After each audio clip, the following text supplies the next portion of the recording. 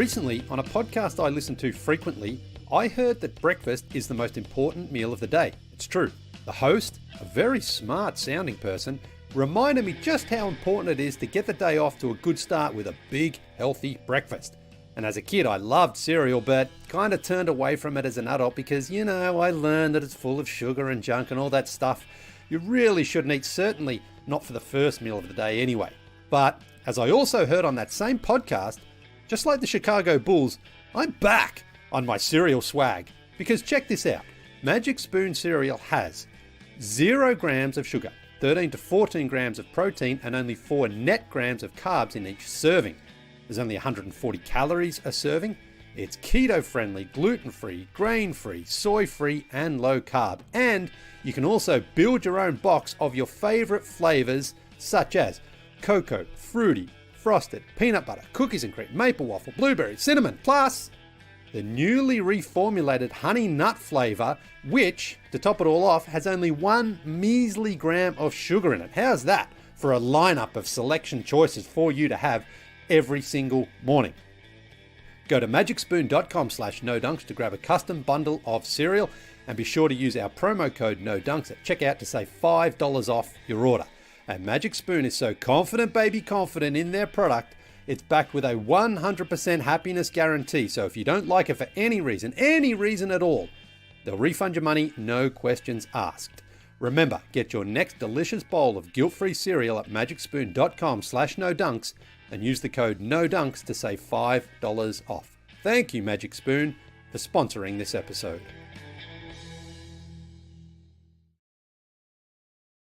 Tomorrow I'm gonna wake up and become a more capable person than I have ever been in my life, with no effort on my part. It's just gonna happen. Tomorrow I'm going to magically be able to do things that I have never been able to do, like make a schedule and stick to it and finish stuff.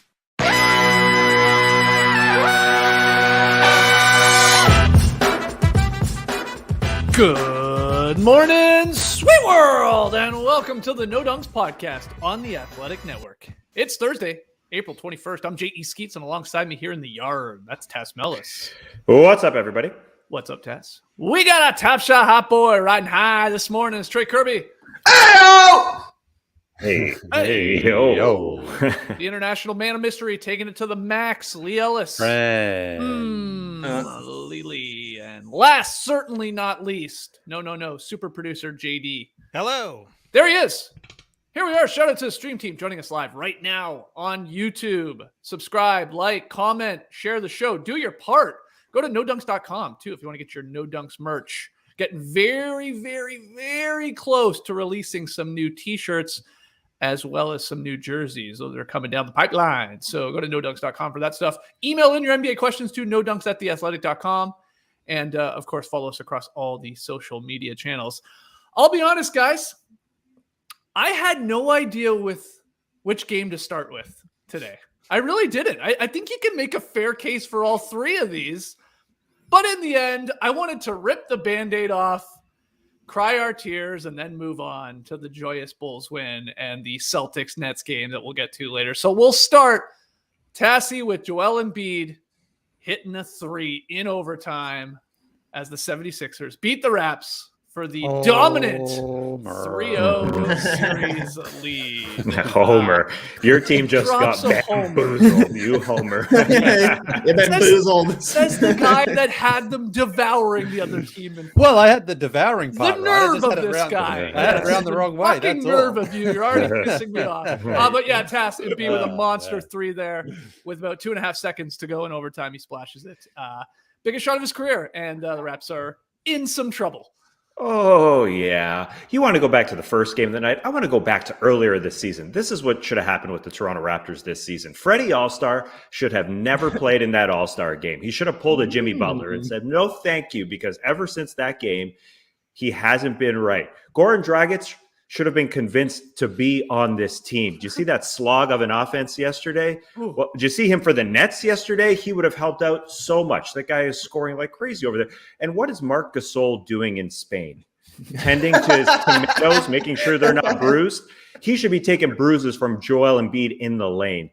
Let's get to Joel Embiid. This was, the greatest shot of his career, 33 and 13. He brought this team back because this Raptors team won this game in the first half, and it felt like, they obviously punched the Sixers first, and it felt like they were going to win this game.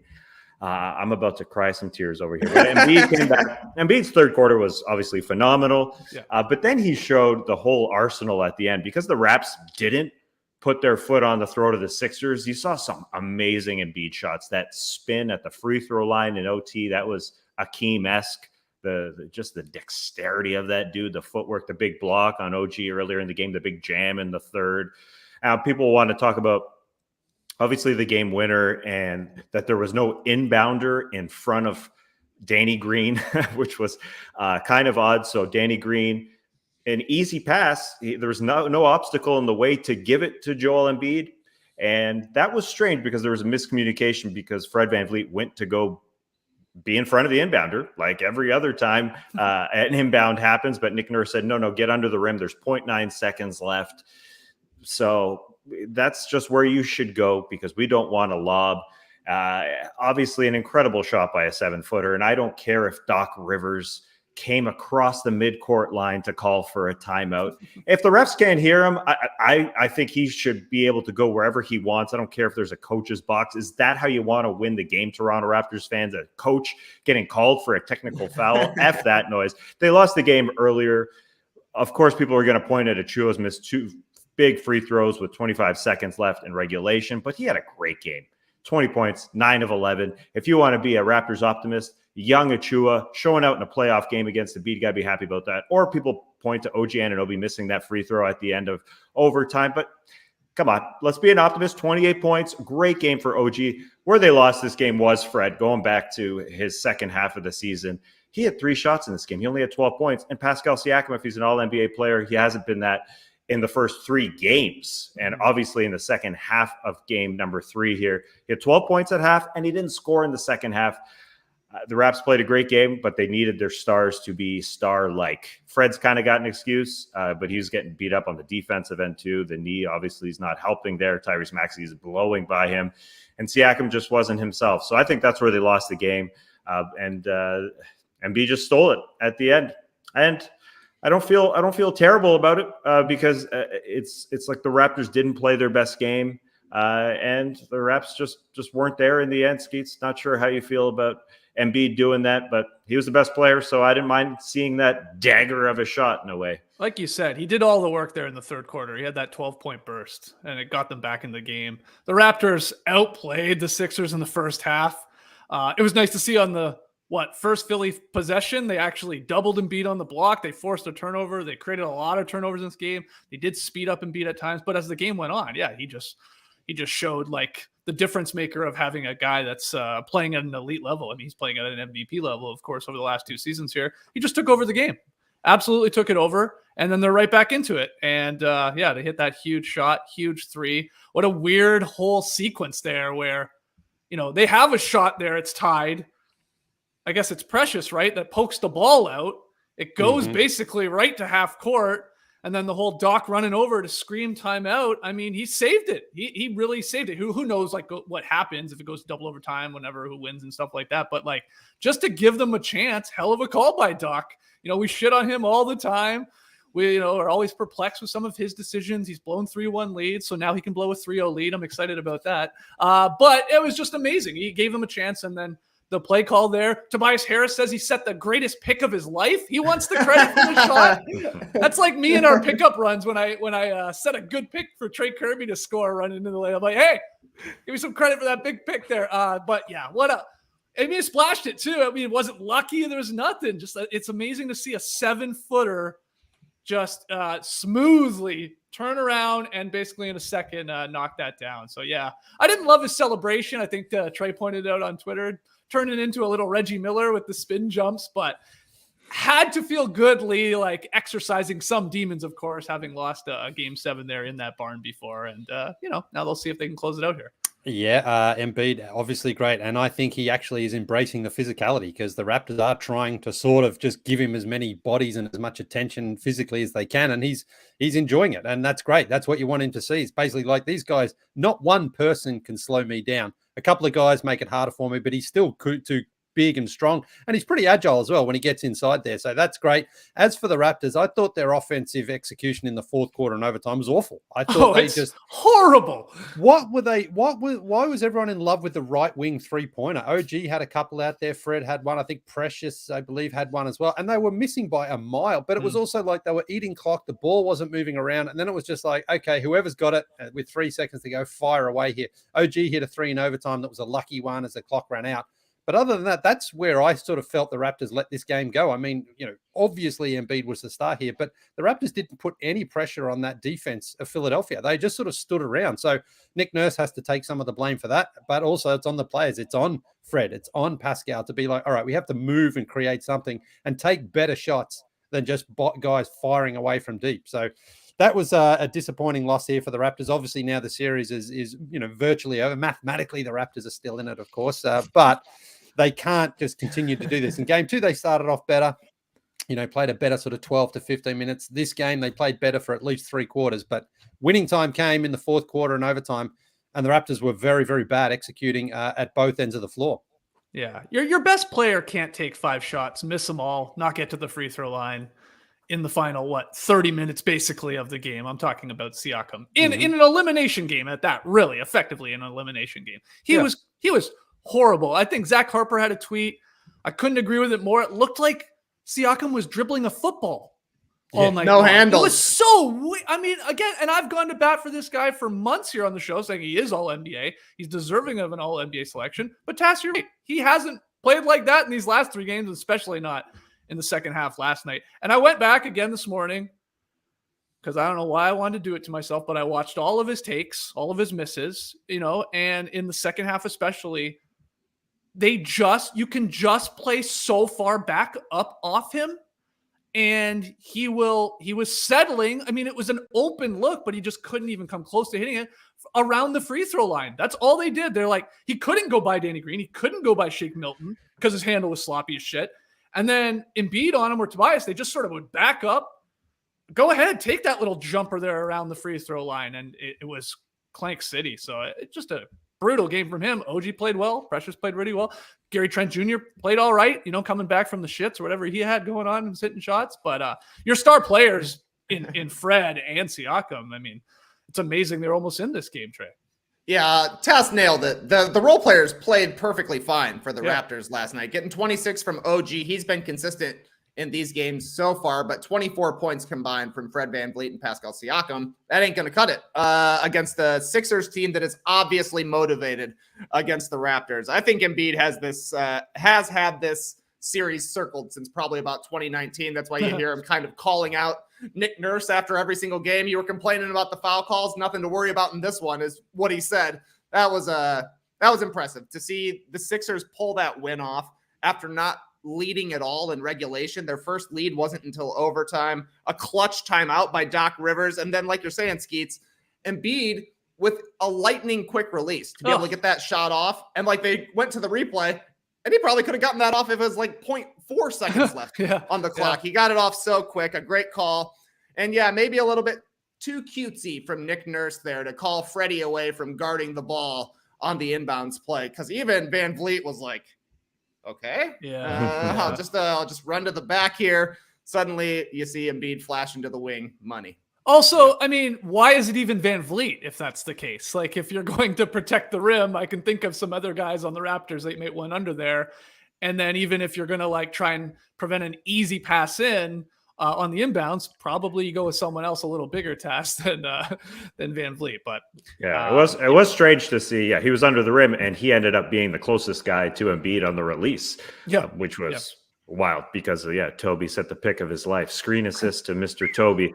But Embiid had a practice shot at the end of regulation. He shot that same shot, same spot, and then was able 5 minutes later to score. I thought Tobias Harris rebounded that first one at the end of regulation and missed a dinker with a 4-foot hook shot that looked like that should have gone down. He had a really, really good game. But it was, the Raptors not showing up. It was odd because Pascal Siakam had the most field goals through the first half of this game. He had six made shots, and it looked like Pascal, they were dropping off him. But he was getting, though, I watched him again, like I said, he was getting so much deeper in the first half, like 2 or 3 feet into the paint, then was hitting it. And then again, the second half, for whatever reason, the way the Sixers started to play him, I don't know what it was, but they were like out of the paint. They were like past the free throw line. That was the one difference that I noticed, Tess. Otherwise the shot wasn't falling. Yeah, I don't know. I have flashbacks to that one right at the free throw line that, as time was ticking down in the fourth, where he just clanked it. And it's hard not to have flashbacks of the bubble and things not going too well for Pascal as the number one guy. This series just didn't start well, and that's why every game does matter. Because anyway, wild stuff from the Raps, quote unquote stars. Because the second half just hasn't been good to Fred, and the second half of this game wasn't good for either guy. Yeah, and look, Raptors fans have, they can't be upset about a bad whistle at all last night. If anything, I thought the Raptors were getting a majority of some of the 50-50 calls. Okay, there was Harden the sixth as well. Well, the foul out on Harden there. That was the one that put OG to the line, right? Where if he hits 2, they take the lead. Yeah, it wasn't a foul. So they got that. There was the OG block goaltend on the Harden layup, with 1:15 left. The only thing I hate about that is it's such the refs just call it a goaltend just so they can go look at it. And that one was so clear. It looked like they're like, okay, we're going to play. And then they're like, oh, hold on. Maybe let's just call it a goaltend so we can go have a couple looks at it. And then ultimately they kept it a goaltend. That would, so close. How do you judge whether a finger roll is going down or not? Yeah, crazy. That's the weirdest. It's a difficult call, obviously. It's it comes out of his hand and it's on the way down because he's right at the rim. It's an impossible call, but I guess it's the frickin' right one. Yeah, well, again, I just hate that it's the get out of jail free card that they play because they're because it looks like they weren't going to call anything. They weren't. Their brain goes, well, fuck it, call it because we can look at it. Seriously. Because the Sixers were jumping up and down. Yeah, right. And but otherwise, again, I want to make it very clear the Raps are not losing this game because of some conspiracy against them and the officials are all over them and be living at the line. No, not at all. I'm not sure if you agree with that, Lee. I assume you do.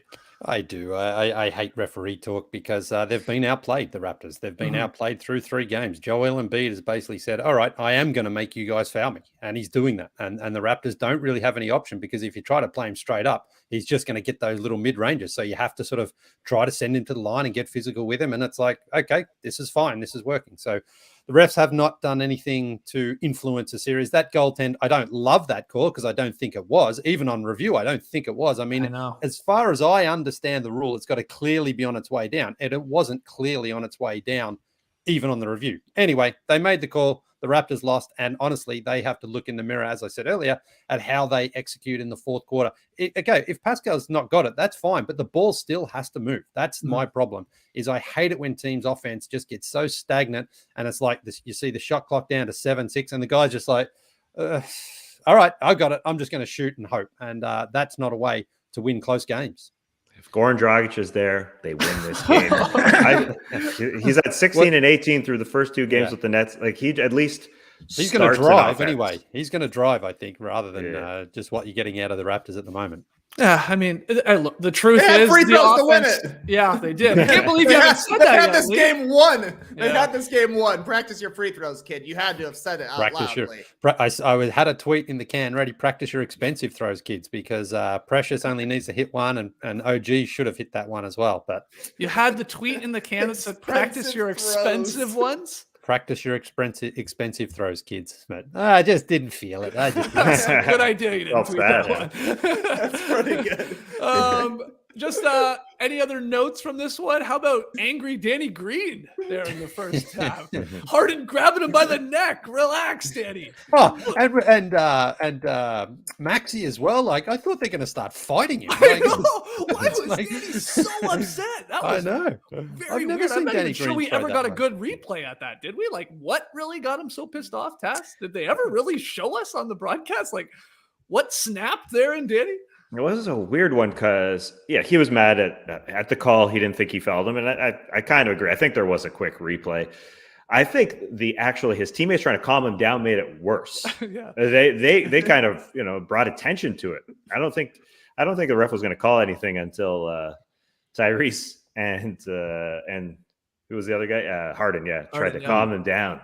They brought attention to it, I think, trying to calm down their bro. They were more animated, just as animated, I guess, as Danny, but it was weird to see old 3-time champ get furious. Never seen that before.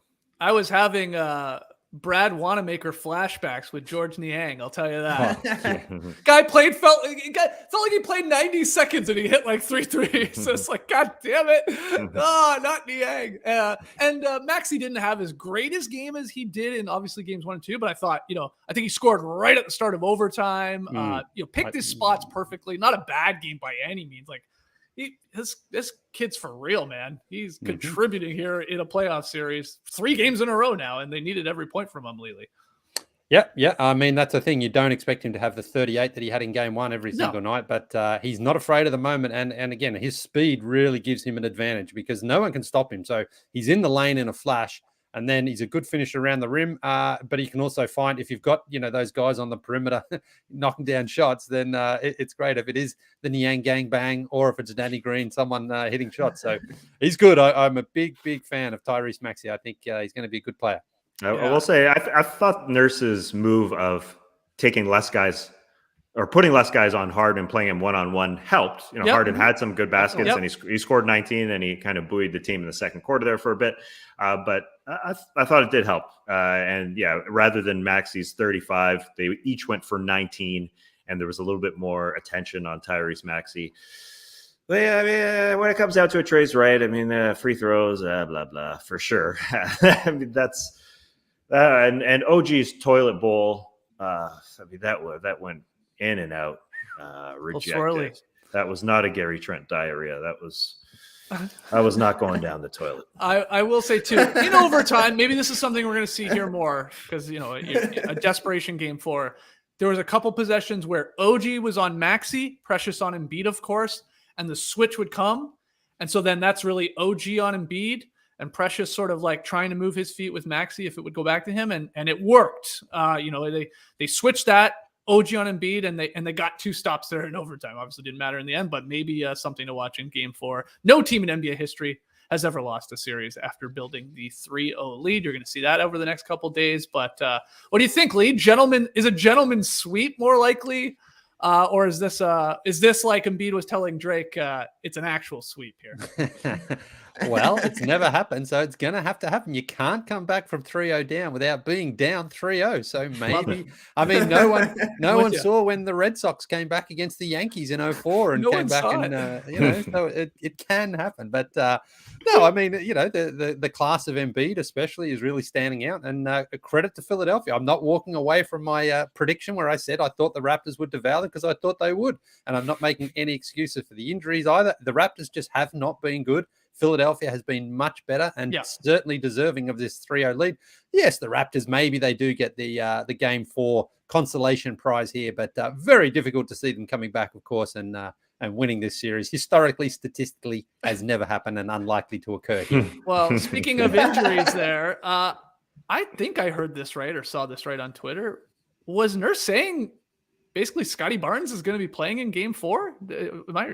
Did I have that information correct? And is that the wise move? I ask you, Tass, like even if he can go, should you be bringing him back at this point down 3-0 and your chances extremely slim? Like, what do you think? Do it. If he can play, why the heck not? I mean, it is crazy to see a guy in a walking boot on the sideline and then the next game, Saturday night. Yeah, lace him up, kid. But I don't know. I mean, I'm not a doctor. I trust the doctors wouldn't throw him out there if he wasn't.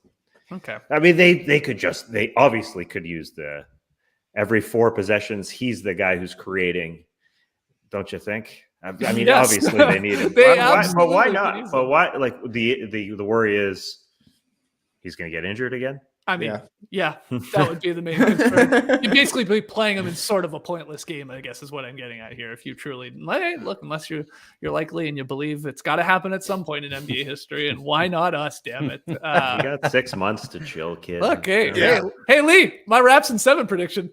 It's technically alive. It's mathematically alive. You know, Absolutely. I think it was the Mavs and the Blazers in about 2004 when the Mavs were up 3-0, and then the Blazers came back to make it 3-3, and then the Mavs prevailed. So, you know, you just want that hope at least. Nice. You know? That's what you're looking for We'll right now. start with game 4, but Yeah. the way Embiid is, putting his imprint on this series, and how badly you can tell he does want to beat the Raptors for what happened in 19. Yeah. And He shut wants up, that Drake. sweep. Yeah, for sure. So we'll see what happens on Saturday. I think that's a day game there on Saturday. My only other note, and Tass, I know you probably have an opinion on this too. It drives me insane how empty the lower bowl is at the start of every third quarter for Raptors game. It angers me, Tass. I can't stand how empty it is every single fucking time. In the regular season, sure. Okay, we'll get back 4 or 5 minutes in the third quarter. It's a playoff game. It's a must win. This is do or die. This is your complete season here. And people, for whatever reason, can't get back to their seats. And I swear it has an impact on the team. It's so dead and flat in there. And the other team, like the Sixers last night, they're suddenly back in the game and they erase a 10-point deficit just like that. Drives me nuts. I can get pissed too. Yeah. What about, I was actually game 2 for the Heat. Nobody showed up at the beginning of the game, right at the beginning of the game. I was going to tweet something about it. It's smart that they put the white T-shirts out there on the seats because it looks like fans are in there. But they did arrive a few minutes late, just like the Raptors crowd there in the third quarter. It is annoying. And then last night, watching the Bulls Bucks, some guy came back. There was a close up of break and play, full beer, sloshing around. Play starts, and he tries to get to his seat, and everybody has to get up and can't watch the game because this dude, who could very likely spill a beer on somebody because there's no caps, I guess, for the executive seats there on the beers, also forces you to get up so you can't see, and their bucket was splashed. Like, just wait. Like a bowler who's got to step up and bowl, or a golfer who's got to step up and hit the ball. Just wait a freaking second, or a serve. Just chill for a sec. Just sit on the stairs for like 5 seconds. That's what I think. Anyway. Okay. That's what I do, but I'm a little too courteous. Okay. Well, let's move to that to the Bulls game. This will be a lot more fun here. Lift our spirits. DeRozan, baby. Oh, he's a former Raptor. I love it. Scoring 41. DeRozan 41 as the Bulls hang on to beat the Bucks 114-110 and tie this series up. Trey Kirby, take it away, man. My sweet, beautiful Bulls. They really did it. They beat the Bucks with Giannis in Milwaukee in the playoffs. They said it couldn't be done. I don't know if it's going to stick, but I'm calling game 2 the no way in hell game. Because after game 1, DeMar DeRozan said there's no way in hell I shoot 6 for 25 again, and he didn't. 41 points for DeMar, a career playoff high, 16 of 31 from the field, joining Michael Jordan, Derrick Rose, Ben Gordon, and old Flynn Robinson. They said it on the broadcast last night. I was like, Glenn Robinson? When did he ever play for the Bulls? It was Flynn. Only guys that have 40 or more in a playoff game. He did a lot of that damage in the second half, scoring 24 on 10 of 19 shooting. And the interesting thing about that, he was being guarded by Giannis Antetokounmpo for a large chunk of this one. Yeah. According to ESPN stats and info, DeMar went 8 of 9 for 16 points with Giannis as his primary defender. And we've said it before talking about this series. He was always going to have to come up big in the fourth quarter for the Bulls to pull off a win. And it was MVP mode last night with 2:30 left. Bulls up by 5. DeRozan finds sweet Vucci baby for a clutch 3-pointer. Bucks go down and score. Bulls are up 7 with 1:30 left. DeRozan gets to the line, makes his 2 free throws. Brook Lopez, of course, scores a couple of more times. I thought he was going to pull this one out for the Bucks. Once again, cuts the Bulls lead to 3. Biggest possession of the game, 55 seconds left. Bulls ball. DeRozan misses a tough mid-ranger, tipped out by Alex Caruso. There's 5 Carusos out there. He was incredible in this game. The ball gets to Patrick Williams. Wide open 3-pointer. Shoots it to the moon. Misses. but tipped out by sweet Voochie baby. DeRozan attacks the hoop, finishes over Giannis to go up 5. Ball game, Bulls game. First win over Giannis since 2017. First win in Milwaukee since 2017. First playoff win since 2017. Wow. And now the series is tied 1-1, heading to Chicago for a pivotal game 3. I could barely sleep last night. I was so hyped up. I sat down in this office. I turned on my ring light and I was like, should I do it? Should I go live right now? Oh, you should have. Yeah. Yeah. Laura was sleeping like directly above me. The entire house was a slumber.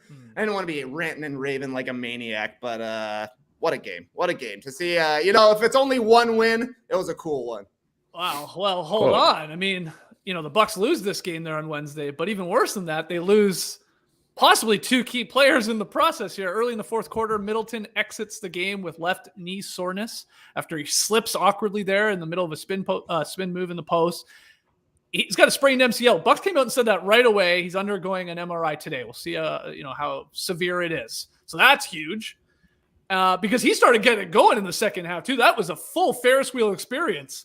Oh yeah. It was low, then it was high, and then it was broken, unfortunately for him. But we'll see what happens moving forward in the series. And then Bobby Portis, of course, leaving the game too at halftime after taking a shot in the eye there in the first quarter, blood going everywhere. I think he is going to play in Chicago, but the Middleton is massively, of course, not just for that game last night. Maybe he plays, maybe they pull it off and complete the comeback.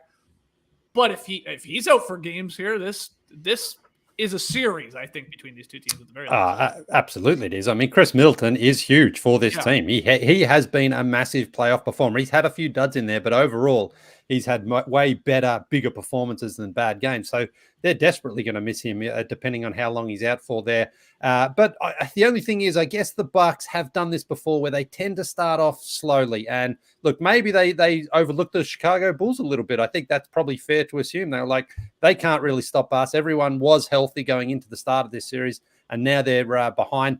Giannis has been good. He had another monster game there last night, but they're not really getting anything else from, apart from Brook Lopez, from anybody else, really. Drew Holiday, I don't think has been very good for them. And the bench isn't giving them all that much. I think Connaughton gave them the sort of best thing last night, but even that, he finished only 3 points. Felt like he had a bit more than that, but he didn't. So Wes Matthews isn't really doing anything for them. So everything right now is they're really shallow, good. Man. They are very shallow, very shallow. And then on the other end, Voochie, he had to make himself important in this series, and he's had 24 in both games, and he's just been, batting the ball out and trying to do what he can. That's huge, I think, for Chicago, because DeRozan's performance last night, as Trey mentioned there, the most impressive part was Giannis said, hey, all right, I'll get on this guy. And DeRozan's like, okay, great. And he just kept stepping into those mid-ranges, knocking them down. It was Gus Johnson on the call there. He was loving it. And I was loving his calls. Cold-blooded. Frozen DeRozan. Yeah. He said frozen, honestly, about 1,000 times there last night. Usually the guy's like red hot, he's heating up. Instead, it was colder and colder and colder. He is cold-blooded out there. So this is huge. Ultimately, of course, I still think the Bucks win this series, even if Middleton can't go. But certainly this should be the wake-up call that perhaps Milwaukee needed, because, again, even game 1, they kind of had to pull it out in the end. They didn't play their best basketball, and that's just something that they do. They start off slowly. They started off slowly against the Brooklyn Nets last season. They started off slowly in the bubble, remember, against Orlando. So, this is a sort of team that's like sometimes just needs to maybe almost lose one to be like, all right, now we've got to lock in. So fascinated to see, though, what happens here in game 3, because I think the madhouse on Madison is going to be crazy. I hope whatever happens, we get a Trey Kirby, Chuck Swirsky dance post-game. Okay, so Trey, you're flying later today, right? In a couple hours. A couple hours, yep. Chicago. Okay, and so game 3, that's a Friday night. Is that correct? Yeah. Mm-hmm. Wow. All right. Believe, man. You got to believe. Why the heck not? The Bucks last year, they go and win the thing. They basically lose every game 1 other than that, slog of a game 1 in the first round. So yes, they get better as the series go on, but it took a couple miracles there in the conference finals. Giannis went out, and so that's the prototype, the template. Giannis went out somehow. Drew, Brook, Middleton got it together. And so even if Middleton goes down, who is a really, really important player for them, they have the tools to do it. It's kind of got to be on Drew. They kind of have to need a perimeter guy to make this happen. But let's say we get a smoking hot DeMar again. It was awesome to see DeMar in his best season in the NBA, year number 13, have his best playoff game in the NBA. And I think it kind of makes sense against this Bucks team because they want to drop every time. They want to guard that rim. The mid-range is open. And him, sizing up Giannis was awesome for him. He was sizing him up and just getting into his move. And sometimes he would hit that shot and fall to the floor, not get a call, but the ball was just going in. So this Bucks team is a good match for him if he stays hot and everybody just falls in line behind him. Yeah, if Middleton's not there, it took the Bucks a while to click last postseason. I know, like first round they beat the Heat and it was a sweep, but the Heat were really, really, really bad. And then they figured it out against the Brooklyn Nets and they won in 7 against a strange lineup of the Nets. And then the Miracle Series was the conference finals against the Hawks. So they haven't started the playoffs well. They didn't start it well last year. Bulls just got to jump on it. Bulls got to get that game 3. Got to do it. Were you surprised, Tass, that it was his career high, 41 for DeRozan? I was like, wow. He didn't have one 40-point game in the playoffs for the Raptors. The highest was 37. I just checked. That caught me by surprise a little bit. It is strange, I think, because it seems like DeRozan's game is built for the postseason. Like when you have to make mid-range jumpers, and he's just had some moments in the past where he missed a lot of mid-range jumpers. Happened in Game 1 as well. So to actually get to 41 was super impressive. You just gotta get hot, and I mean he was. I mean he was like fingertips over Giannis to barely get those balls to the hoop. I think even they were trying to foul him after those couple of offensive rebounds, like after the Bucci one. Swats it out to him. I think Connaughton ran up to try and foul him at the top of the key, but they didn't call it. He went to the hoop and finished at the rim. That was weird. You're muted, Tess, I believe. Oh, maybe. Oh, and I think DeMar's best games in the postseason. Usually DeMar's games in the postseason have a boatload of free throws. So this one felt a little bit more DeMar-like, banging home shots. I mean, he's had some big free throw games in the postseason. But this one, the problem was why I may have been clogging my Wi-Fi broadband is because I was loading DeRozan's game log in the postseason. I looked at it earlier today, and I thought it was the best game. The stat line just taken over. And maybe it's because I've got bad memories of the Raptors losing games, but this one felt real, especially with, single-digit free throws. Yeah, absolutely. Any other thoughts from anybody here? Lee, you got anything else on Bucks Bulls? You like having Gus Johnson back on the call? I love having Gus Johnson on the call. His energy is great. Kevin Calabro too last night. Awesome. He was fantastic. And then we had Brian Anderson, I think, wasn't it in Boston? So really good night on the calls. Everyone was doing great. I don't like listen, everybody was good. I don't like a Billy the Kid call for Billy Donovan. Billy the Kid. Just because it's a nickname, you don't got to use it every time. That's fair. It's not his nickname. It's just the nickname with Bill. It's Billy, and you throw it on Donovan, who is not a kid. Okay. And no, I agree. And Trey, any other thoughts on your Bulls here as you head to Chicago? I'm jacked. I can't wait. Got a crew of 5 bros going on Friday. Gonna be really excited. Shout out to my guy Tommy Porro. I saw him here in the stream team earlier. He'll be there. He sees red. So that's gonna be exciting. I'm excited. A couple of things I'm gonna definitely be watching. Drew Holiday has been basically nowhere so far to start this series. He's 12 of 32 from the field. He has 12 assists and he has 10 turnovers. This just looks like the weird Drew Holiday games where he's just, kind of giving it defensively, no doubt about it, but not a lot of interest in being a scorer. They're going to need that if Middleton's going to be missing some time here. And the other part where the Bulls have been surprisingly good so far is forcing turnovers against the Bucks. That was kind of the Bulls' big key early in the season when they were having some success defensively, was a lot of activity, a lot of Caruso deflections, and a lot of just running around trying to get turnovers. So if they're able to keep the turnovers down, and if they're able to keep Drew Holiday out of rhythm going back to Chicago, that's huge for the Bulls, because I think Zach LaVine can be better as well. Like, he had a better game in Game 2, but he was kind of invisible in the second half until he hit a big three-pointer in the fourth quarter, just scored 20 points, much more efficient. But it would be good for the Bulls if he had a big-time game at some point. Yeah, and just final thoughts on Caruso. I mean, you slipped it in there, Trey. How amazing he was. Again, the box score, it's not wow you. He only had 9 points, but he had 10 assists, the 2 steals, 2 blocks. He hit 3 threes. Those are money. And he's a plus 16 leading the entire game in that stat. It does feel like there's multiple Carusos out there at times. The guy plays hard. I do love that they throw world champion in front of his name. Yeah. Caruso gets that a lot. Yeah, exactly. I mean, yes, okay. You could say that about a lot of guys, but he gets it all the time because he's one of those scrappy difference makers. Yeah, it's also, what else are you going to say about Caruso? Role player Alex Caruso. Yeah, he is.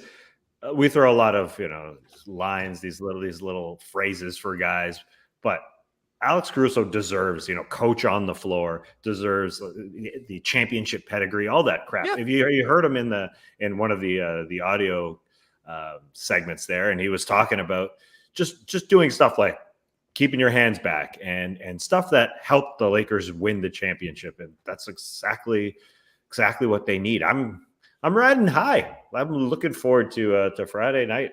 The Bucks have to play with a little bit more physicality on the defensive end, I guess, is what it is. What they're talking about right now. But the Bulls brought it. Obviously, let's see what happens in Game 3. That's where Middleton, if he's going to miss games, 3, 4, if he's out for the series, hopefully not. We're finding out what the MRI says later today, I'm sure. But he's a great defensive player. He does not get nearly enough credit on that end. We think of him as sort of like they're just score and stuff like that. He is really solid. He doesn't get fooled easily. He's always in the right position. So that would be a tough loss for the Bucks, who are, like we said, they just don't have a lot of depth on this team. But they have Giannis still, and that can win you still a lot of games. So huge game there on Friday night. So excited, Trey and the boys, including Tommy Porro. Good morning, good evening, good night, good afternoon. I can't wait for you guys to enjoy that Game 3. Okay, let's take our first break. When we come back, we'll talk about the Celtics taking the 2-0 series lead on the Nets, and we got some Devin Booker news about his injury. Don't go anywhere. Because I want to talk about the new Starbucks Baya energy drink. Look at this can. Look at the look of that can. It's gorgeous. With caffeine naturally found in coffee fruit, it's energy that's good. It's that good energy. Each 12-ounce 90-calorie can contains 160 milligrams of caffeine. So you get that little boost. And there are 3 delicious fruity flavors to pick from. You got the mango guava. I'm a mango guava man myself. You got raspberry lime. And pineapple passion fruit, which is probably Drake's favorite Baya. But the Starbucks Baya energy drink is perfect for a lot of things. Summer road trips, going from meeting to meeting, hitting the trails to walk the dog. Or this is going to sound crazy, but watching playoff basketball. There's a lot of basketball on in those game ones when you just tip it off there and the NBA playoffs start. And I was starting to hit a wall, I'll be honest, around Sunday, probably mid-Bucks Bulls game. I was getting a little fatigued, popped a Baya, and boom, I was locked back in for that game. Great finish and the NBA nightcap with the Pelicans Suns. So thank you, Baya. So try one out for yourself. Starbucks Baya energy drink, available online at grocery stores, convenience stores, and gas stations nationwide. If you're an NBA playoff sicko like us and love playoff basketball, the best way to watch it is with Sling TV. Get every playoff game for the best price, hands down, but not man's down. Sling is the real MVP for all your favorite live sports, news, and entertainment, and you'll never get locked into a long-term contract, which means you'll keep your viewing bird rights no matter what.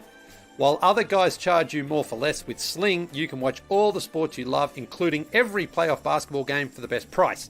You can pick your own all-star channel lineup with the big hitters like TNT, TBS, True TV, ESPN, USA Network, and more. Plus, you can stream the games anywhere, so if you need to call a timeout, you can, safe in the knowledge that you will never miss a play. Watch on whatever device you prefer, like your phone, laptop, tablet, smart TV, whatever it is you got cooking there. You can also watch anytime you want with 50 hours of DVR storage included. Sling is easy to set up and easy to use. Check out sling.com for special offers. Be confident, baby, confident you're getting all the playoff basketball you love for a price you'll love. Try us today. When the moment for intimacy arrives, you need to be ready. Roman ready. Whether you've been in a relationship for years or are just getting started, having the confidence that comes from preparation means you're free to enjoy the moment when the moment comes. What is Roman ready? Is it when you are prepared for the conquest of the island of Britain, which began in earnest in AD 43 under Emperor Claudius? No. Roman ready is confidence personified. It is the self-assurance that comes from knowing you've prepared yourself for the moment, and it has nothing to do with the establishment of Staingate in 87 AD, obviously. But Roman's system is completely confidential and totally discreet. No big logos or labels on packages. With Roman, you can get a free online evaluation and ongoing care for erectile dysfunction, all from the comfort and privacy of your home. The U.S. licensed healthcare professional will work with you to find the best treatment plan. If medication is appropriate, it ships to you free with 2-day shipping. The whole process is straightforward, convenient, and discreet, and getting started is simple. Just go to getroman.com/nodunks and complete an online visit. If you're prescribed, you'll get $15 off your first month of ED treatment. That's getroman.com/nodunks to make sure you're ready to have confidence and control this spring. Roman ready. All right, a quick hello to everybody joining us a little bit later. Take a second, like the video, subscribe to No Dunks on YouTube, and drop your comments there in the stream team. We really appreciate it. Well, I heard this on the ding this morning, Lily. You didn't want to have a 17-point lead last night. Yeah, Raps up 17, blow it. Celtics down 17, come back to win, so the Nets blew that. 18, you were good, like the Bulls had there, and then they held on. But 17, that was the magic number last night. So, yeah, let's get into it. Celtics rally in the second half to beat the Nets. 114-107 in the end and take the 2-0 series lead. The Beantown boys taking care of business in Boston. They sure are. A couple of bad stats and bad signs, really, for Brooklyn, because that Celtics defense is absolutely living up to the hype. I've never seen Kevin Durant sort of look unable to just put his stamp on offense like this. Every single Boston defender is causing him some sort of trouble, and usually that second defender is almost right there every time, and he knows it's coming, and I think that's causing him to rush it to get his shot off a little bit. They mostly haven't been great. Look, some of them have been okay, but that pressure and that ball pressure is forcing turnovers into him. He had another 6 last night in addition to the 6 he had in game 1, and I think it's because he's being rushed. He's like, I haven't got time to sort of dribble too much to get to the spot that I like to get to, and when he gets there, there's just so many arms and Celtics bodies coming at him that he just can't get a sort of a good couple of clean looks off. He went 4 for 17 from the field last night, missed his last 10. He got to the free throw line. He went 18 for 20. Okay, that's fine. But that's not kind of where Kevin Durant's going to kill you. I think he beats you when he's just lacing jumper after jumper. He's coming down. It's like, we can't stop this guy because he's just too good. And so I think that's a major concern here for Boston because they're not getting a ton of support from other guys. Well, Kyrie basically didn't even show up last night. Seth Curry and Bruce Brown were okay, but that was about it. And then for Boston, I don't think one player like truly dominated, which is a great sign here for the Celtics. I think Jaylen Brown was their best. He had 22 points, hit some big shots down the stretch, and he is so effective when he drives inside. Like he hangs in the air. He gets that shot up right near the rim. He's got incredible handles. You saw him really just undress Kyrie or Bruce Brown or Kyrie on one of those ones, and then he finishes inside. And then Jason Tatum, I mean, only 19 points and 10 assists, not a massive box score, but he's just orchestrating that offense so well. I think he's just coming down and he's creating for others. He knows when he has to go and get his shot, he's doing that. But this is great for Boston that you don't need a guy having to go out there and score 35 or 40 points. Everyone's contributing. Horford, very solid again. Grant Williams off the bench hit 3-3. Peyton Pritchard was even handy in his minutes. You know, he hit a 3. He was playing well. And Boston as well, going back to their defense here, they forced 7 steals last night. And I went back and checked the tape this morning. 6 of those led directly to a basket. They on 12 points they scored on those fast breaks, a couple of threes in there, and then the other one was a foul where Kevin Durant fouled Al Horford. He didn't like that call, but he fouled him and slowed down the transition play there. So when Boston forced those turnovers on Brooklyn, they get punished immediately for it, and then it's the opposite with Brooklyn's defense. They're not creating any pressure, I don't think. No, not creating any action. It feels more like they're just hanging on hoping Boston misses shots. And Boston aren't like torching them from the field, but they're just getting cleaner looks because that ball's moving around. So this one, obviously now going back to Brooklyn, game 3 is pivotal in that series. The Nets need one. They led this one. They looked good enough, but they couldn't close it out. And Kevin Durant, I think he's showing some signs of fatigue there as well. He plays a ton of minutes, and just the fact that he can't get that rhythm going is really slowing down Brooklyn's offense. It is weird to see Kevin Durant, Trey look normal. I mean, that's what he looks like. He doesn't look like what a lot of people consider the greatest offensive player of all time. Some people go as far as saying, he has showed that many times before. It's the Celtics defense. Maybe it's fatigue, and he's just in a funk right now. I mean, 4-17, not hitting a shot in the second half is wild for KD. Yeah, 20 free throw attempts. So the overall line number looks fine, but 4 for 17, and it just feels a little bit like the Celtics at least have an idea of what they want to do with Kevin Durant. That's be right up on him, be right in his airspace. They keep talking about it, and they've got enough length and athleticism to be able to challenge his shots, even if he's going to be able to still get them off.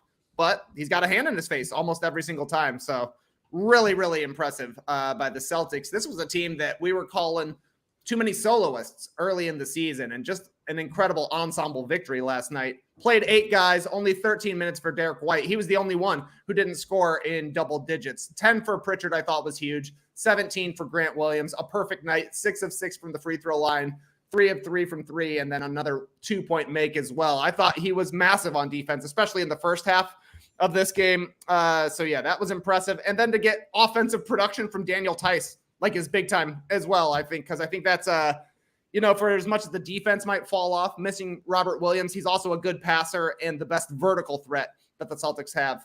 Tice has stepped into that role alongside Grant Williams, and they've been able to cover those minutes with no problem. He could come back at some point further on in the playoffs as well. So the Celtics just found a way to win. It could have easily been a Nets victory here. Maybe they have a little bit of confidence that they're like, we'll play better at some point, but you just lost 2 that were winnable. You could have stolen one of these, and if you're going to pull off the upset, you have to be able to steal a road game. Yeah, I thought Grant Williams, when the Celtics were down, but he was like keeping them alive there in the first quarter. I think he scored the final 8 points. I know he splashed 2 threes, scored again. Then he had a block just to keep it, within striking distance, of course. Like they kept trash after that block. Yeah, and they kept ending quarters. I mean, it's always, I find in watching all these games, one thing, it's a weird thing.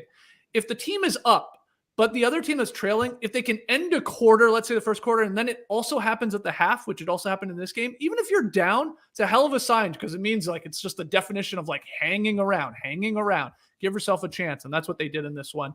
But Tass, what were your big takeaways from the Celtics winning this? I just thought it was unbelievable that the Nets couldn't do anything in the fourth quarter. These are the guys who are supposed to perform in the fourth quarter. And it was a total flip of game 1 where, the Celtics were up big going into the fourth. The Nets performed 29-19. They outscored the Celtics in the fourth.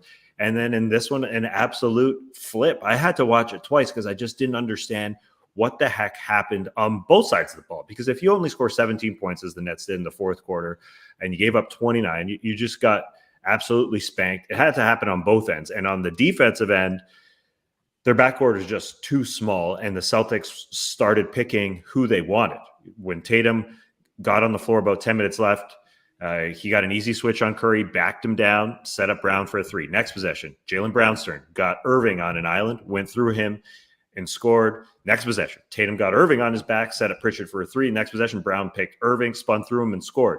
It's not like Kyrie Irving is weak or isn't strong. He's ridiculously strong, but this just shows you height matters.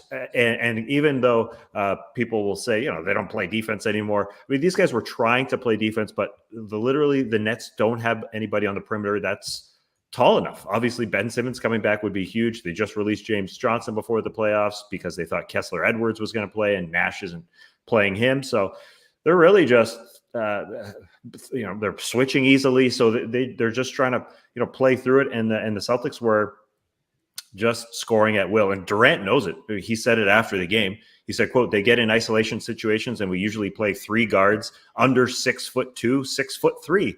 He's like, he's giving you the roster and what's going on. And he goes on about the isolation situations and we just played. So it's like I don't know. I mean, I don't think it's excuses. I think KD is just absolutely not in his flow. So if they, like I said, the defensive end was a struggle, and they're only scoring 17 points in that fourth quarter.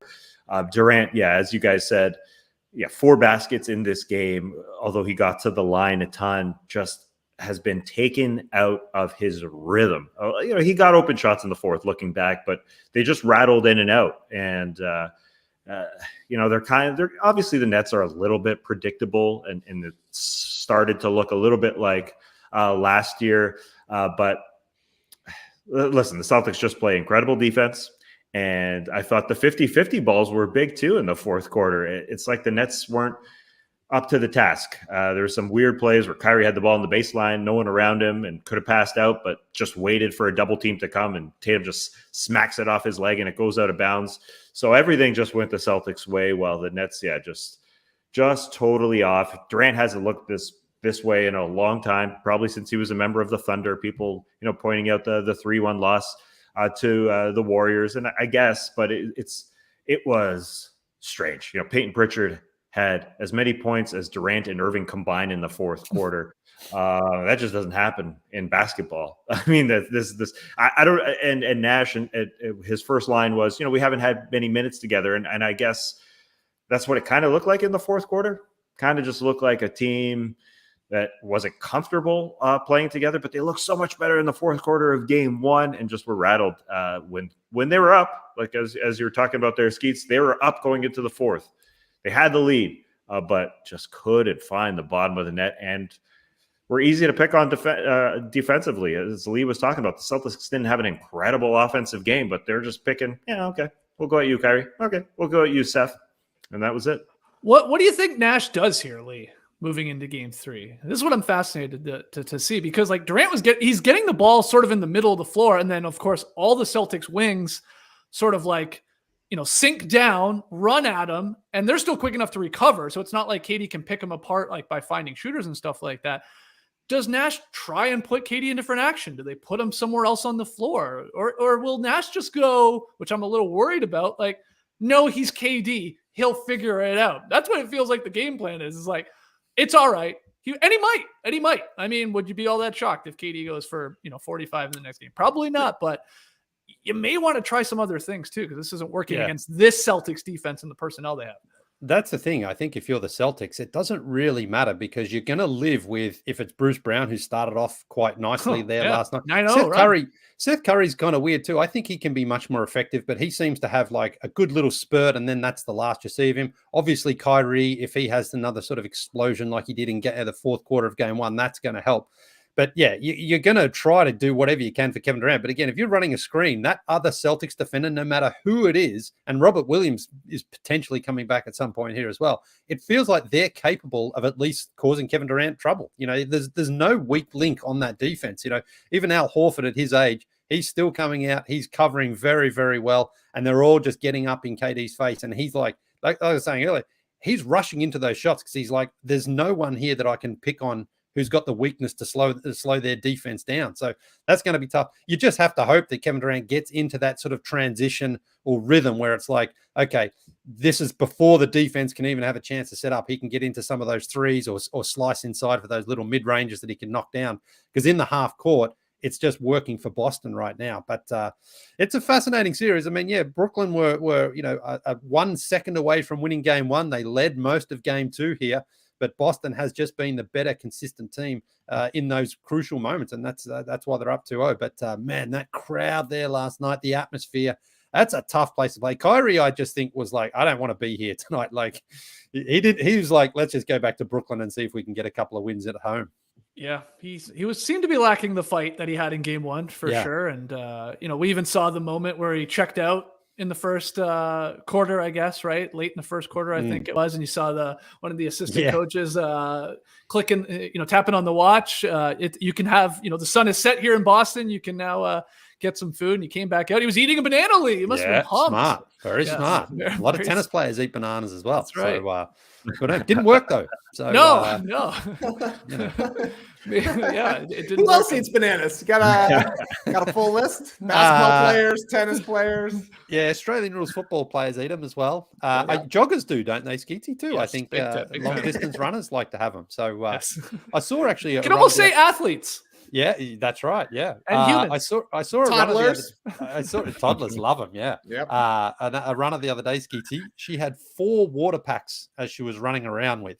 I thought you were going to say 4 bananas around. No. How do you feel about that? The 4 water packs there, like that to me is probably on a long run, Lee. You got to stay hydrated. No, I get that. I'm just saying, like, wouldn't that be sort of low, tough at the start if they're all full with water? Yeah, like we got to, seems a little uncomfortable to me. That's all. Yeah, I don't love running with water. I'll be honest. I'm even trying the old water bottle in the hand. Like you can get one that like straps around your hand. I still even find that a little uncomfortable. But anyway, he was. I'm with you. He did not seem locked into that game. He didn't want the fight last night. No, he didn't. He didn't. And the crowd was great. As you know, that Boston crowd they're loud and. You almost want to give them a little credit for getting back into it, obviously, in the fourth quarter. And the 50-50 balls and stuff like that, Tass, for sure. I think they all sort of go hand in hand. So we'll see what happens in the Barclays Center for Game 3. I loved Marcus Smart looking at his left hand when he it was a crazy shot. I'll give him that. It was an insane shot. Like the left hand hook in traffic. It iced the game. Game's over. But always find it funny when a professional basketball player is looking at their off hand. And Tass, you reminded me too. That was great with a great tweet of one of the worst of the week nominations back in the day. That slow-mo replay though, it looked like the whole Nets defense was there, and it was nuts. It was a wild shot. It was nuts. But this was next level looking at the hand. This was, hey, Jalen, take a look at this hand. Come check out this hand. Look at this hand. You're gonna want to see this thing. Also, just back to Nash, who's having a rough series, if we're being honest. Weird challenge by him. Yeah. On the Kyrie foul on Tatum with 3:20 to go, close game, tight, and Tatum hits both. It didn't really matter in the end because that timeout that he would have had, it didn't really come into play, but strange challenge on that one. I think he just trusted Kyrie, honestly, because Kyrie was like, I got ball first, and he kind of did, but he definitely whacked him across the arm there too. Yeah.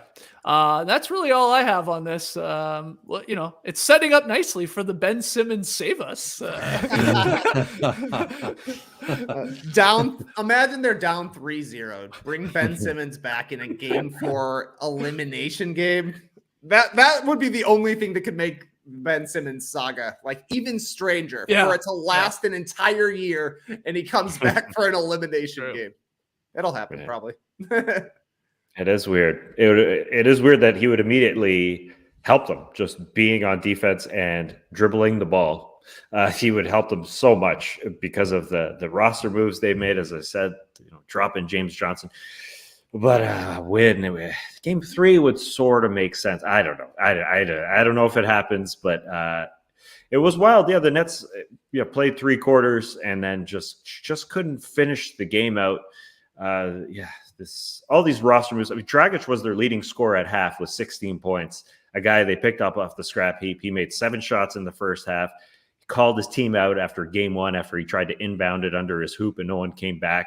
And I thought he probably should have got more minutes in the fourth just to be a table setter. Like this team looked, like I said, a lot like the team against Milwaukee where they were just kind of walking it up. Like last year where they didn't have Kyrie and they had half a Harden and they didn't trust Landry Shamet or Javon Carter. And it looked a lot similar. And then Durant, Durant did a lot of talking. Kyrie did no talking in this game. If I'm a body language doctor, I think Durant is just, he's so flustered, so frustrated. If he's talking, like he was talking a lot to Al Horford, that means he's off. Usually when he talks, he'll say F off or something really short, 2 to 3 words, but he was talking a lot yesterday to Al. Like Al Horford getting out under your skin. Something is not right. Yeah. Celtics bigs, though, really came through in Game 2. I'm glad you brought up his name at least there. Al Horford was awesome. 6 of 10. He fouls out in this, but 16 points there, 6 boards. Tice, like you said, 7 and 9 shooting. He had 6 boards, and then Grant Williams with the the 17 points, keeping him in it in the first quarter and not missing a shot. Not bad from your three bigs there. And you're missing one in Robert Williams, the Time Lord. And yeah, who knows? I mean, there's going to be no rush to get him back at this point. Like they're going now to, well, they're going to Brooklyn for the classic, just got to get one. We get one and we're feeling pretty good heading back to game 5 for Boston. We'll see if they can do it. Exciting stuff here. Any other thoughts on that game, guys? No, nothing. All right. Well, we got some injury update reports that Devin Booker is going to likely miss games 3 and 4 versus the Pelicans with the hamstring strain. Now he's out indefinitely. The Sun said it's a mild right hamstring strain. No timetable for his return. So Woj is the one saying he's unlikely to play here in the next 2 games, but he could return during the series. Trey, what's your take on this? This is something we talked about obviously yesterday's show. He could miss games 3. Now it sounds like he's going to miss both in New Orleans. Yeah, if there's any team that can deal with missing a star for a couple of games, I do think it's Phoenix. They've had both Chris Paul and Devin Booker missed a nice little chunk of time during the season, and they did well both of those times. But I do think this is a big deal. The further on in the playoffs that the Suns go, they seem like the biggest finals lock heading into the postseason, but now I definitely think they've got some questions. The Pelicans will be tough to beat with just Chris Paul in the backcourt. New Orleans has been playing really well. They've been playing important games for a long time, and they've got a ton of offense.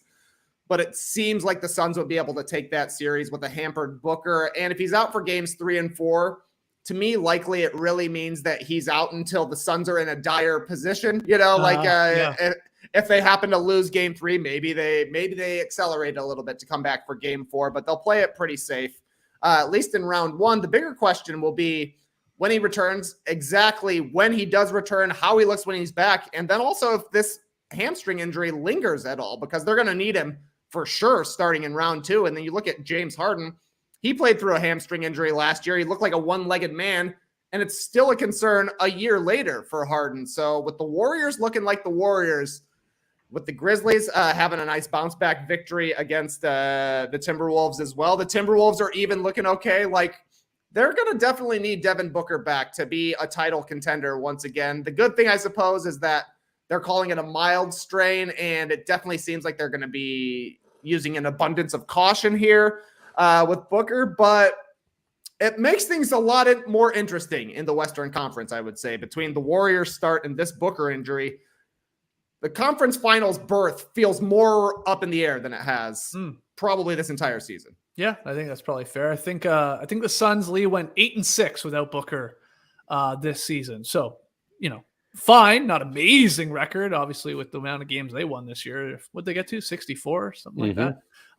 What do you think? Are you concerned if you're a Suns fan about him missing these couple of games maybe here in New Orleans? I think you have to be somewhat concerned because a hamstring tends to be one of those things that needs time rather than you can't rush that back because you're likely then to sort of re-injure it. So he's got to come back when he's 100% healthy. And if that's, 2 games or 4 games or whatever, then you're better off, I think, just sitting him out that entire time, because if he comes back and tears it completely, then you may lose him for the entire playoffs. So tough situation here for the Suns. Huge game, obviously, game 3 against the Pelicans, because if they win that, then obviously worst case scenario, they go back 2-2. They should still win the series. They should be better than the Pelicans overall, but it certainly does make things a lot more interesting because, as we said on yesterday's show, New Orleans won that game with or without Devin Booker anyway yesterday, or the day before.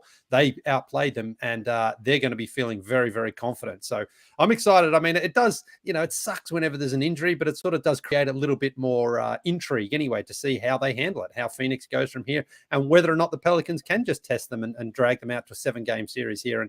And who knows? So overall, it's good for the games, but it just sucks, obviously, for the Suns and Booker that he may miss some time here, and hopefully it's not too long. Yeah, they're saying in the stream team, DC here, Tass, pull pork, not ham. I like that. I don't mind it either. It just makes me want to do some pulled pork in the old slow cooker. I might do that this weekend now. Thanks, DC. Thanks, DC. Yeah, the Suns are definitely hamstrung here, but everybody else is... I shouldn't say excited because it's not. But as Trey said, Yeah, the NBA playoffs are in a bit of a flux situation in both conferences. The Bucks lose a home game. I thought that they were the favorite in the Eastern Conference. Obviously, some intrigue there. And then what happens with the Suns, especially if they lose Game 3 in New Orleans? Does that propel Booker to say, okay, I'm coming back Game 4 if they're down 2-1? So it is... Yeah, it's big here in Game 3. I know that everyone is expecting the Suns to pull it out, and Cam Johnson is, I assume, the guy going in the starting lineup and had some big games. When Booker was out, had that monstrous 38-point game, that banker winner, and I assume they'll be fine. But I assume you got to sit him out for both these games. It would be really strange to see him back in Game 4, even if they are 2-1 down. They should sit him because they've got some big aspirations. But for the cash fan, it makes it a little bit more intriguing. Unfortunately for Booker, it's not fun. Pulled pork, not ham. We have 4 of the series right now, Lee, of the 8, tied 1-1. Not bad, half of them are split there after 2. That's great.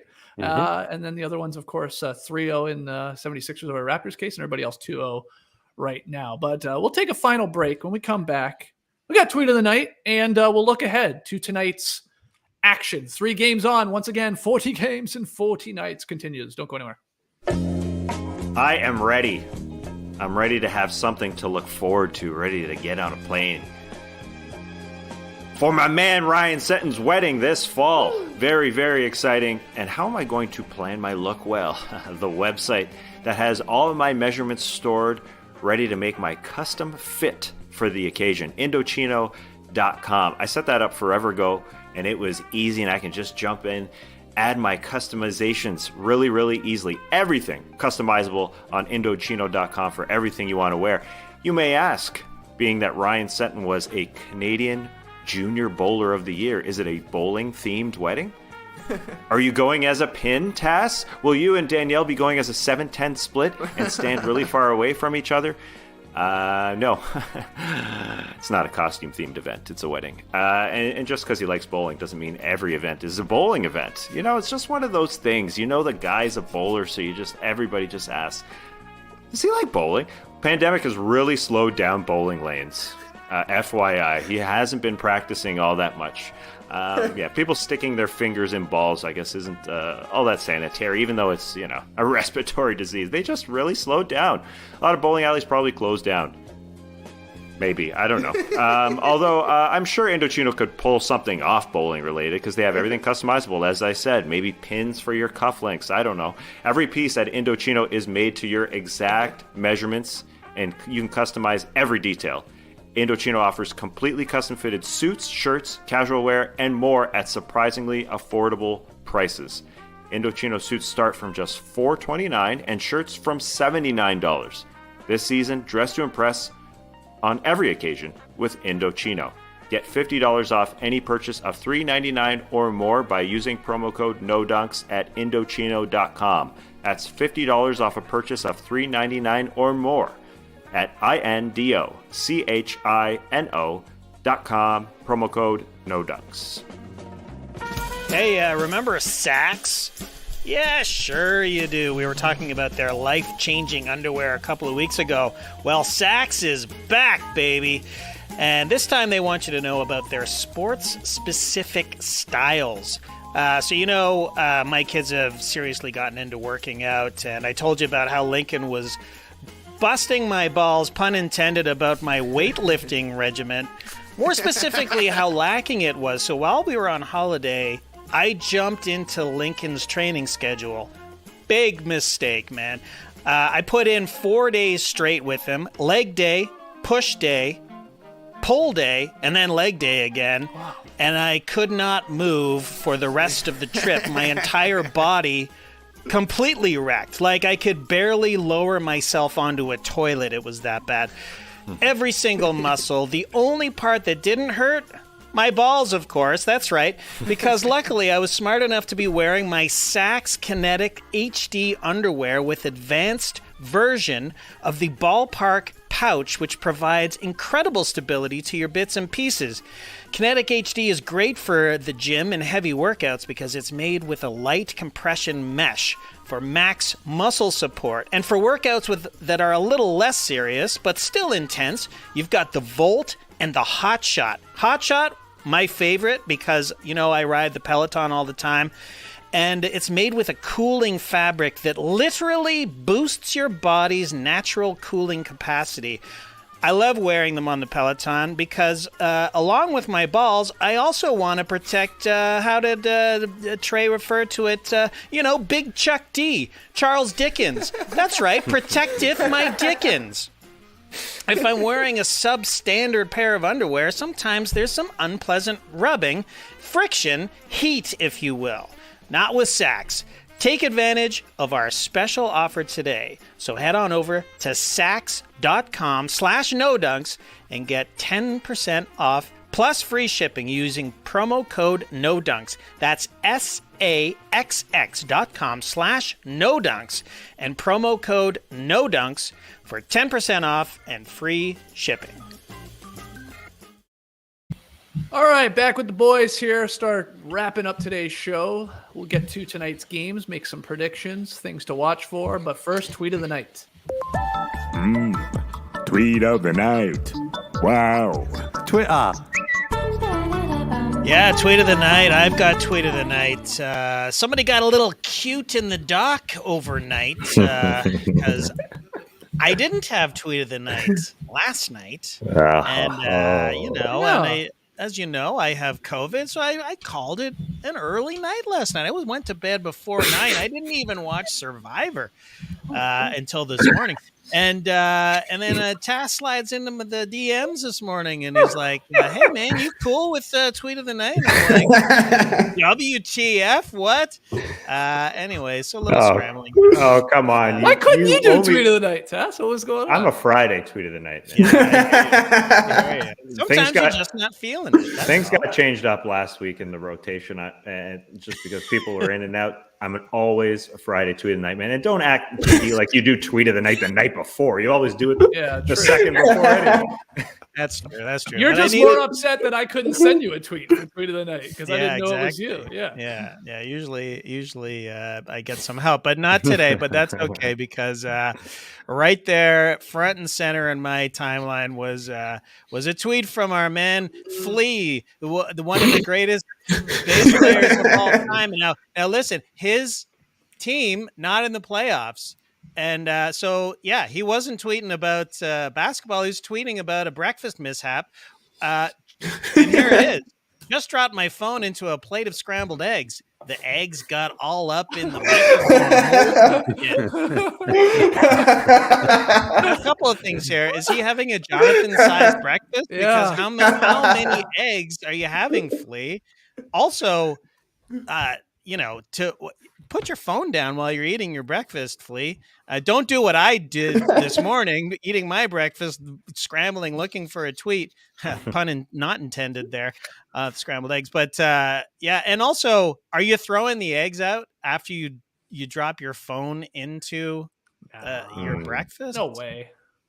Oh, man. I am. What? I look at my phone while I'm taking a dump. Like I get it. It goes everywhere. But like you're using your phone all day, and then I'm sure you're touching your beard and your mouth. Like it's. I hear you, but I bet I would. I mean, eggs are good, man. You don't get rid of those. Right? That's true. Eggs are good. I'm licking them off the bottom of the phone and probably even trying to suck the morsels out of the microphone holes. Oh, that's too much. So we could be facing an egg shortage right now. There's a bird flu going around. I don't know if you guys heard, but Flea did tweet about basketball last night, so I'll just share this real quick. Sure. I don't like the Celtics, Nets, Nuggets, Raptors, Sixers, Jazz, or Mavericks. As a matter of fact, I despise every team that is not the Los Angeles Lakers. God. Shut up, Flea. Jesus Christ. Honestly, respect. This team can't even make the freaking play-in tournament. And he's sticking with his team. So respect. I mean, in the 80s, they released a song called LA Lakers. Oh, yeah. I thought it was Was it called LA Lakers? No, it's called Magic Magic Johnson. Magic Yeah. Johnson. Yeah, sorry. Great Showtime. Yeah. Do you Anyways. think he's enjoying winning time? Oh, I can't imagine that he is. I mean, it's Yeah. awful. Yeah. Yeah, isn't Neither is Jerry West, suing as it them? turns Yeah. out. They're suing them now. They want an apology. Wow. Wild. How do you retract a TV show? Yeah. Would you, Lee, if you saw Flea in real life, would you drop a homer right to his face? Yeah, he's from Australia too, Flea. He was born in Sydney, I think. Yeah. So we'd had some stuff to talk about.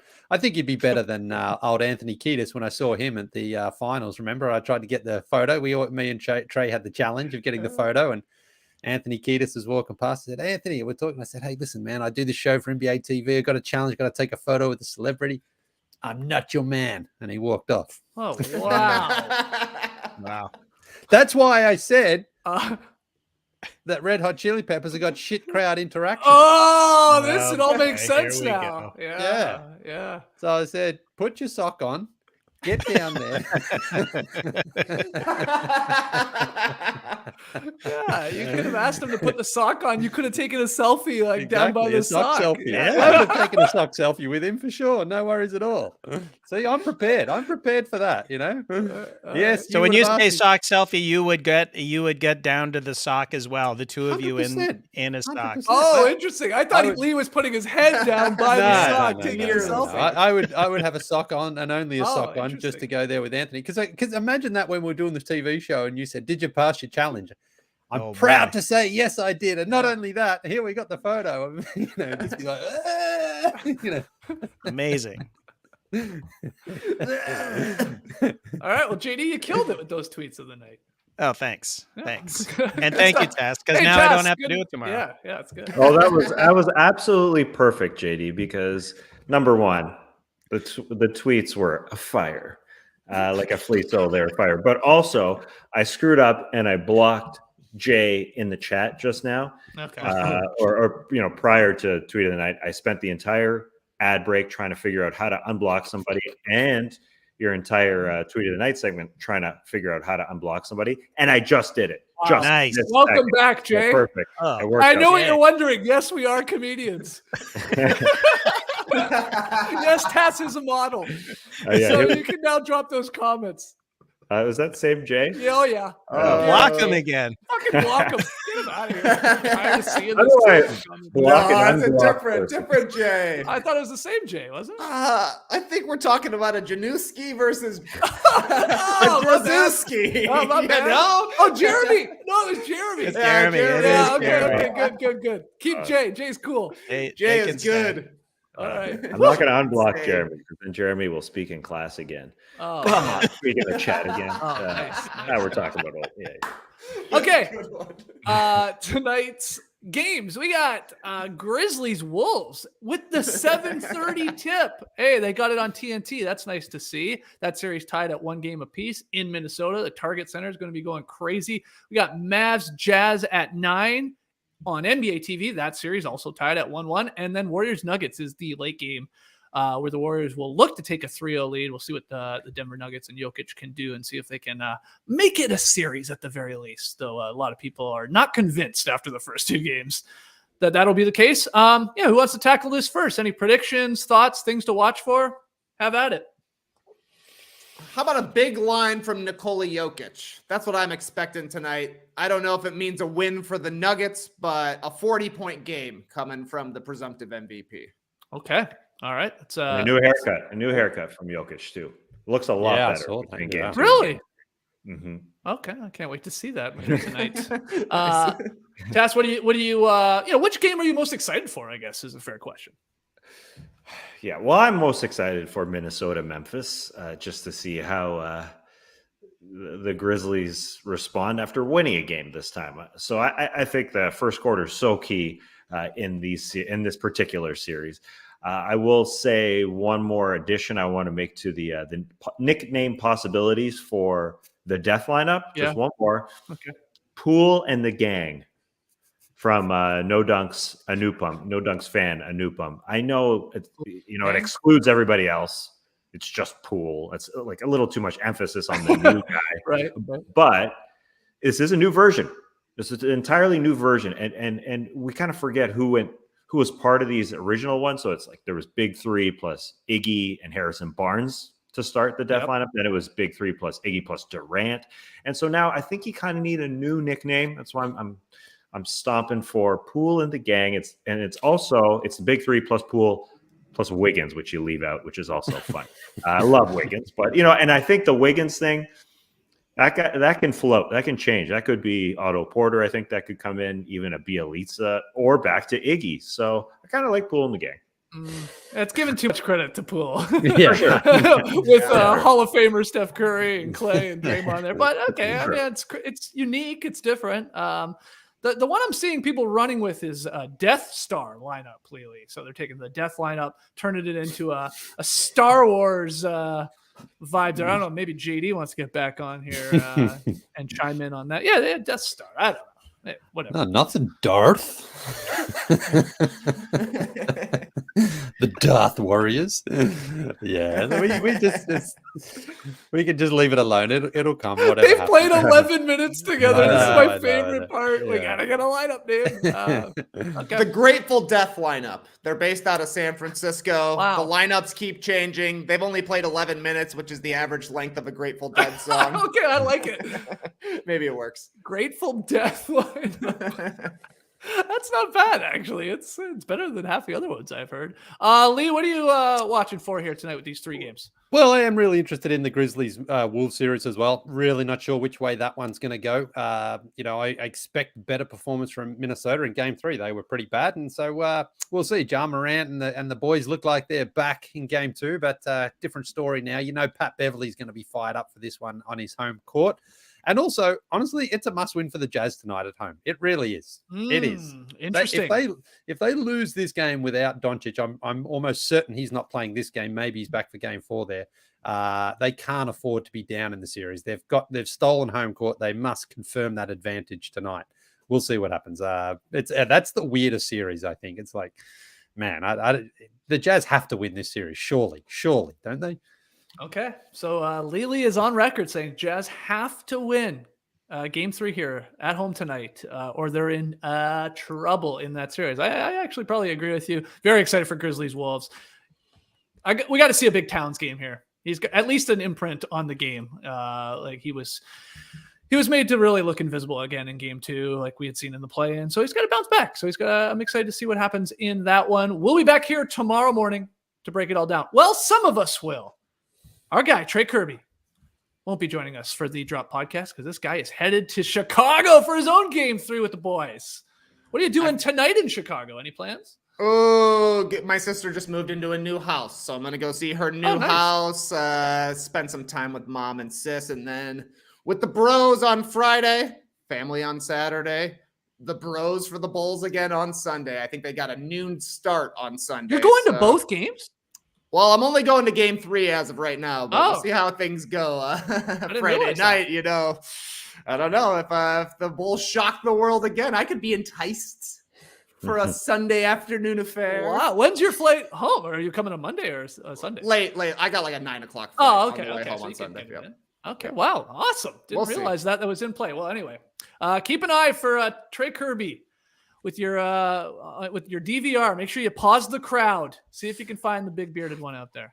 Yeah, we're off an angle to the right of the hoop. We were like, should we sit in the thunderstick zone? We could have sat like right behind the basket, which would have been cool, but for only half the game, pretty much. So. Yeah, it's not the greatest. It's a possibility. I hope you'll at least pause it and check. Oh, well, Tass is going to give it a go. Apparently, Matt Austin Nice. does it too. Yeah, so I'll try it as well.